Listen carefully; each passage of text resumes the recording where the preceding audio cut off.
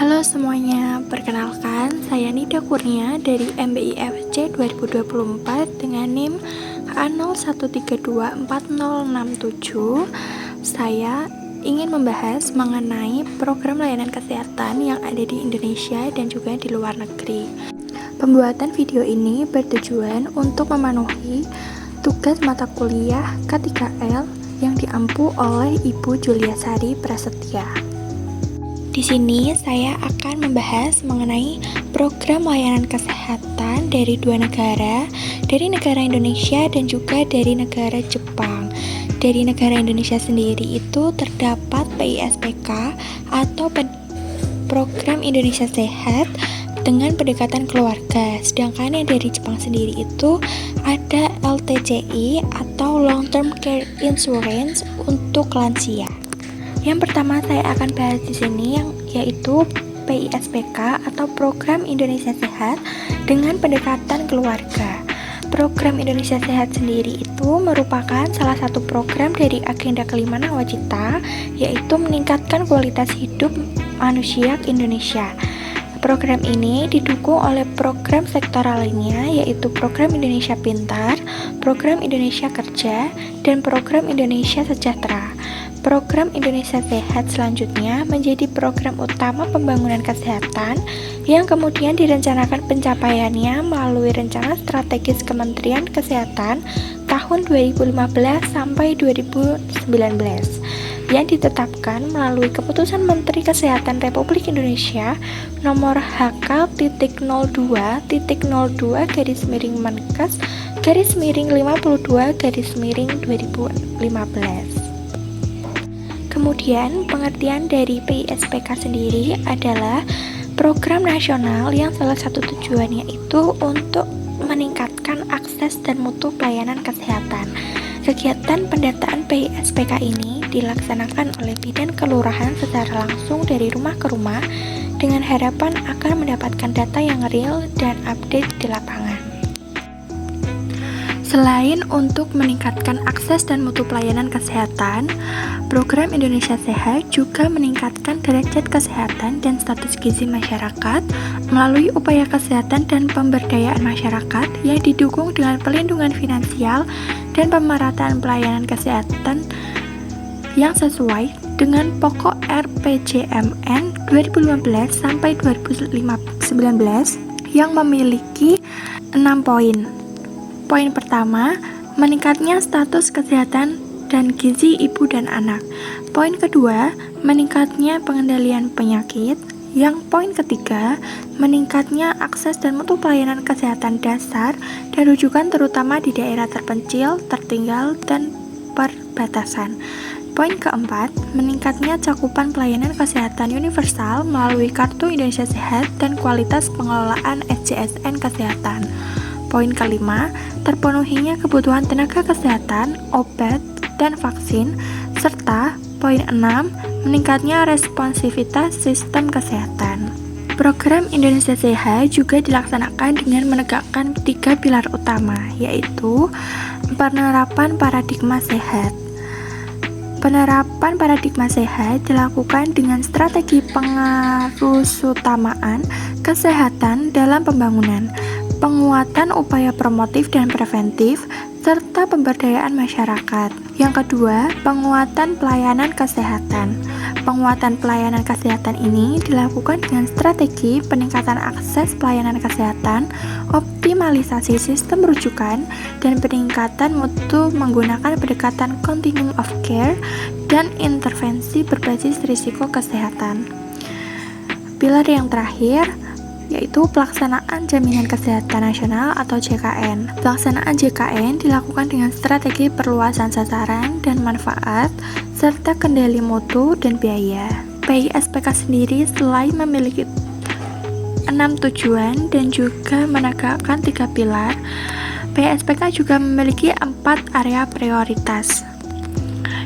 Area prioritas yang pertama yaitu penurunan angka kematian ibu dan bayi, yang kedua penurunan prevalensi balita pendek atau stunting, yang ketiga penanggulangan penyakit menular, yang keempat penanggulangan penyakit tidak menular.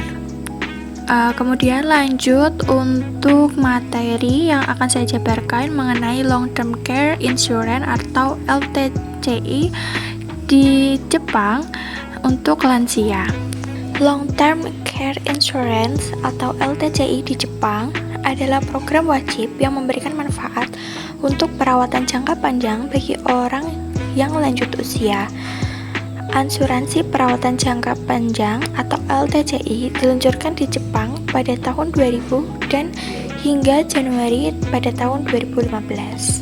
Sistem LTCI di Jepang ini didasarkan pada 3 konsep. Yang pertama, dukungan untuk kemandirian, asuransi sosial, dan sistem yang berorientasi pada pengguna.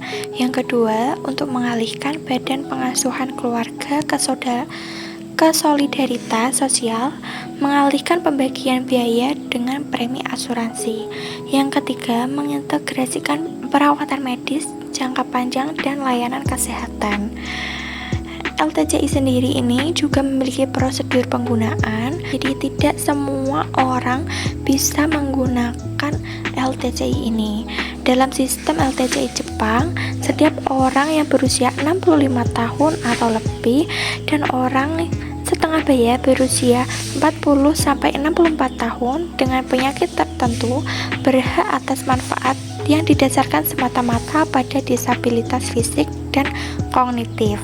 LTCI menggunakan kategori 1 untuk orang yang diasuransikan sebagai berusia 65 tahun atau lebih dan kategori 2 untuk orang yang diasuransikan berusia 40-64 tahun.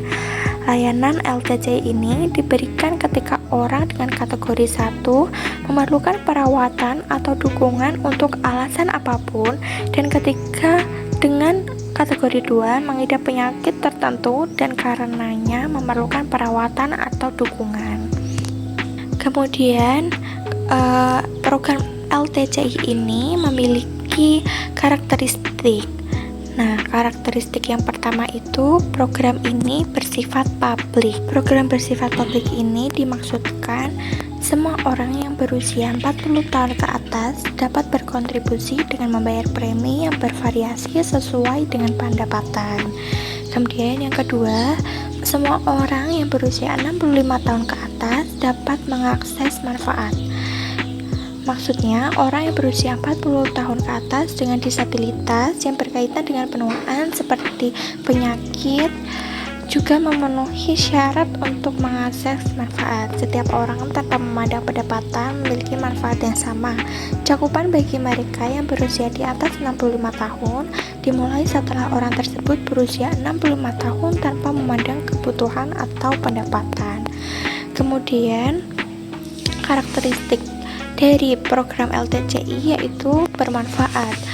Nah, bermanfaat yang mencakup layanan berbasis institusi, rumah, dan komunitas yang dapat diakses melalui manajer perawatan, hasil kuesioner standar tentang aktivitas kehidupan sehari-hari, dan laporan dari dokter peserta ditinjau oleh komite lokal yang menentukan tingkat kebutuhan penerimaan manfaat dan jumlah layanan yang sesuai dengan prosedur tadi. Terdapat kategori 1 dan juga kategori 2. Setiap tingkat kebutuhan memiliki batas layanan sendiri. Setelah itu, individu dan keluarga membayar sebagian besar biaya dengan manfaat bagi individu berpenghasilan rendah.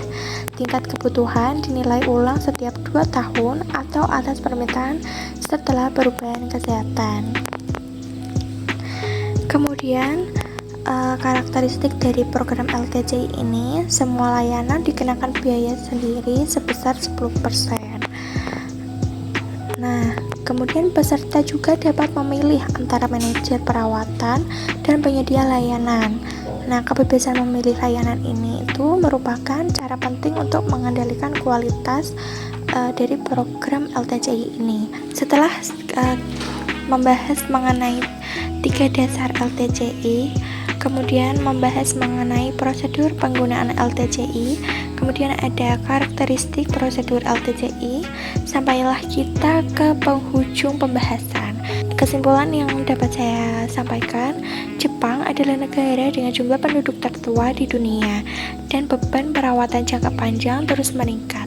Untuk meminimalkan dampak negatif dan memaksimalkan dampak positif dari penuaan dan mencapai umur panjang yang sehat, sangat penting untuk meningkatkan kualitas sistem perawatan kesehatan terpadu berbasis masyarakat dan mengumpulkan lebih banyak bukti tentang pencegahan disabilitas di Jepang. Nah, jadi untuk mengumpulkan lebih banyak bukti mengenai pencegahan disabilitas di Jepang dan juga untuk memaksimalkan dampak positif dan meminimalkan dampak negatif, Jepang itu memberikan program layanan kesehatan berupa LTCI atau Long Term Care Insurance untuk orang-orang yang lanjut usia. Nah, sekian pembahasan dari saya. Mohon maaf apabila ada salah kata.